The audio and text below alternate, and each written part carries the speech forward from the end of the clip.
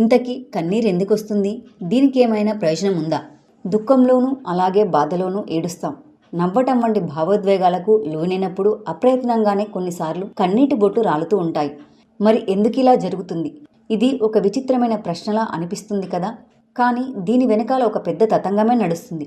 కంట్లో దుమ్ము పడినప్పుడో, ఉల్లిగడ్డ కోస్తున్నప్పుడు వెలువడిన ఆవిరి తగిలినప్పుడో వాటిని బయటకు పంపటానికి, అలాగే కనుగుడ్డును తేమగా ఉంచటానికి కన్నీరు ఉత్పత్తి అవుతుంది. ఇదంతా ఒక సహజ ప్రక్రియ.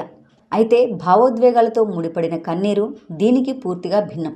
మెదడులో భావోద్వేగాలను విడమర్చుకునే భాగాలు, ముఖ్యంగా భావాలకు అనుగుణంగా శరీరం స్పందించే తీరును నియంత్రించే హైపోథాలమస్ ఇలాంటి కన్నీటిని ప్రేరేపిస్తుంది.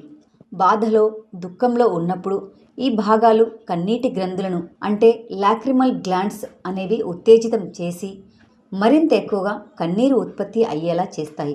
అలాగే శరీరం ఒత్తిడిని తట్టుకోవడానికి ఏడుపు తోడ్పడుతుందని ఒక భావన. భావోద్వేగంతో ఉబికి వచ్చే కన్నీటిలో ఒత్తిడితో ముడిపడిన హార్మోన్లు పెద్ద మొత్తంలో ఉంటున్నట్లు అధ్యయనాలు చెబుతున్నాయి. అంటే కన్నీరు ఈ హార్మోన్లను బయటకు పోగొట్టడం ద్వారా మనసు కుదురుకోవడానికి సహాయం చేస్తుందన్నమాట.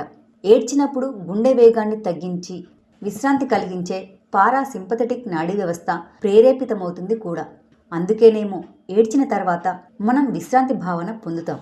ఏడవటానికి సామాజిక ప్రయోజనమూ ఉందండోయ్. బాధ, విచారంలో ఉన్నట్టు కన్నీరు ఎదుటివారికి సంకేతమిస్తుంది. చుట్టుపక్కల వారు తమను అర్థం చేసుకోవడానికి, వారి నుంచి సాంత్వన పొందటానికి ఇది తోడ్పడుతుంది.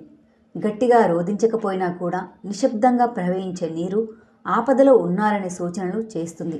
ఇలా కన్నీరు తమకు తాము స్వాంతన పొందటానికే కాకుండా చుట్టుపక్కల వారి నుంచి సానుభూతి లభించడానికి సహాయం చేస్తుంది.